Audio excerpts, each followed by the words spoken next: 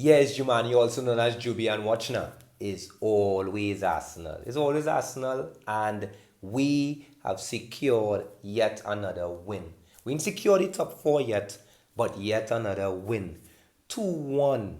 2-1 victory. Now, 2-1 is a very close score, especially playing against very out of form Leeds, but we were able to win the game. Of course, we should have scored more goals, but let me get into the lineup, right? We started with Cedric playing in the left back position. At first, I thought that was going to be the situation, but really and truly, Cedric played right back, Tomiyasu played left back.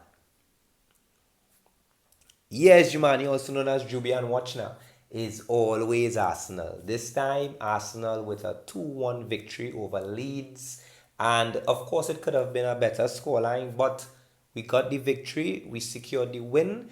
Not secured the top four yet, but we secured the win thanks to two goals from Eddie and Ketia. That's something weird, eh? But anyway, let me start with the lineup. Tomiyasu played left back with Cedric holding on the right back position and Gabriel and Holden playing centre back with Ramsdale behind them. Of course, El Neni and Xhaka maintained their defensive midfield position with Odegaard just in front of them, Martinelli on the left side, Saka on the right, and Eddie and Nketiah on top. Now, of course, we all know that Tomiyasu is our right back, but he plays centre back for Japan as well, and he have been playing centre back in his former team, but he was called to play left back today, and he did pretty well. Not a lot of offensive work, but defensively, yet very difficult to pass Tomiyasu. Cedric, on the other hand, he works hard, and he understands the mission. But Cedric is not the player that we ultimately want to be starting in our starting 11, unfortunately, because he tends to not maintain his focus at times, but he's a good player and he wants to play. He wants to work hard. Nevertheless, we were able to control the game from the start. And Eddie Nketiah scored, I would now say, his signature type of goal where he's applying pressure and getting goals. It's one thing to apply pressure, but it's another thing to apply pressure so many times and get goals coming out of it. This man applied the pressure on Leeds goalkeeper and it resulted in a goal, 1-0 to Arsenal. And a few minutes after, Martinelli, who had a blistering, firing, energetic, speed, skillful beginning of the game, he was able to apply some pressure, dribble down the line, and square a ball into Eddie Nketiah to score with his left foot. Amazing for Eddie Nketiah, I must say. And the reality is, he scored a brace, and this is a few goals well that Eddie has, and it's because I would say he gets in game time. Now, Eddie Nketiah cannot start on any of my Arsenal 11 if I was the coach. But he has stepped up to the plate and he proven not only me, but he's proven a lot of people wrong. And I wouldn't use the word wrong. I should say, in fact, that Eddie is really just stepping up to the plate, stepping up to the stage, stepping up in the right time to produce goals. And I can't fight that. I can't fight that. We just do the call thing. Eddie answered the call and what's going on? He's scoring goals. And we cannot fight that. We appreciate that. And big up Eddie. But big up Martinelli. Martinelli is maturing into, boy, I'm excited to see where the future lies for Martinelli and the entire squad, because we have a young squad, eh? But Martinelli, this man, he get Brazil call up. He is playing. We always knew that he's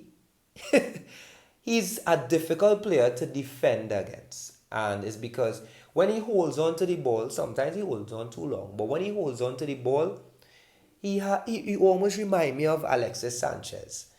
And don't bash me for the comparison, but what I mean is when they hold on to the ball, they protect the ball in such a way where it makes it very difficult for defenders to try to even chuck a foot to get that ball. And now that he's assisting, what else can we want? I mean, we can get some goals from him, but Martinelli, kudos, he worked his socks off and he was able to contribute.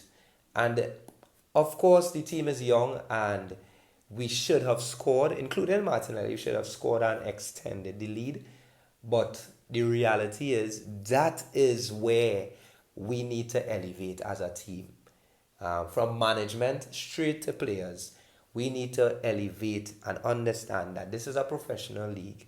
And as much as we could underestimate sides, because we Leeds went down to 10 men, courtesy Martinelli pressure and applying some pressure and receiving a very nasty tackle from Ealing. But we were a man up and we tend to get a little lackadaisical, and that is not impressive. That is not accepted, and that is why we were able to, or that is why we put ourselves in that position where we were very nervy in the end. Leeds got a goal from a corner, which I'm very disappointed with because we are boasting that we not really conceding from corner kicks, some set pieces, and to come and concede that goal with that man free in the last post, come on.